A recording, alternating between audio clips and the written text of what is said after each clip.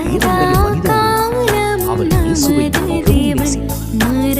இயேசுவின் வார்த்தையை தைரியமாக அறிவித்தார். அதற்காக அவர் துன்பத்தையும் நன்மையையும் சந்தித்தார். மக்கள் அவரை வெறுத்தார். ஆனால் யோவான் தேவனை விட்டு விலகவில்லை. அவர் உலகத்தை பார்க்கவில்லை, தேவனை மட்டும் பார்த்தார். அதனால்தான் தேவன் அவரை பயன்படுத்தினார். இன்று உங்களின் வாழ்க்கையில் கஷ்டப்படுகிறீர்களா? ஏன் எனக்கு மட்டும் இந்த துன்பம் என்று அழுகிறீர்களா? உங்களை யாரும் புரிந்து கொள்ளவில்லை என்று நினைக்கிறீர்களா? கவலைப்படாதீர்கள். உங்கள் கண்ணீரை தேவன் பார்க்கிறார். நீங்கள் இரவில் அமைதியாக அழுதாலும் அதை தேவன் கேட்கிறார்.